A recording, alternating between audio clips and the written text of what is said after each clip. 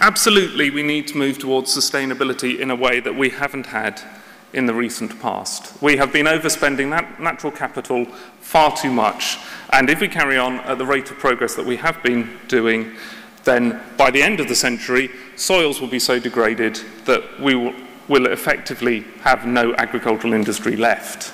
So we have to be aware of the role that biodiversity plays. We have to look after our natural resources, and we have to move into a sustainable world along with productivity.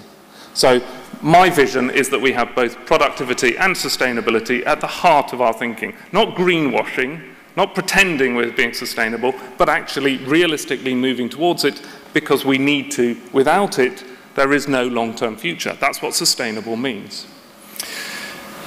But equally, we can't move to a green organic world because A, we won't get enough food, and B, we just absolutely need the resources that farming gives us. We cannot live without the resources that farming gives us, and by farming at a high production level on a small footprint of land, it saves land for other purposes. If we move to low productive agriculture, it implies we need a far greater area.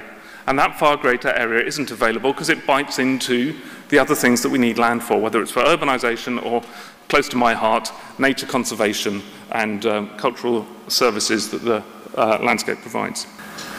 So I think the biggest challenge I put to you, and the biggest place for gains, is to work with the environment in a way that hasn't happened in the past.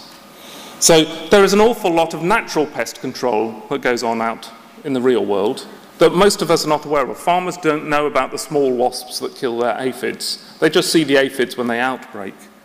Most of the time, the aphids are kept under control by the wasps, but if people spray too much, it kills the wasps. And then it leads in what is called in my field an enemy-free space, which allows the pests to get away. Enhancing the natural enemy services allows you to use pesticides less frequently, but in a more targeted way.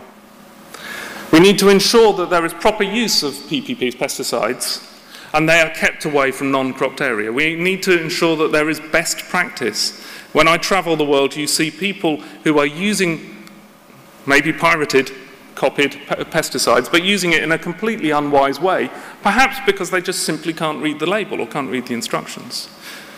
Farmers have a need to understand and to be trained to use products properly and in a sensible way. Your industry needs to be seen as a partnership with farmers, working with farmers for a common good, rather than, at the moment, it's often seen to be exploiting farmers.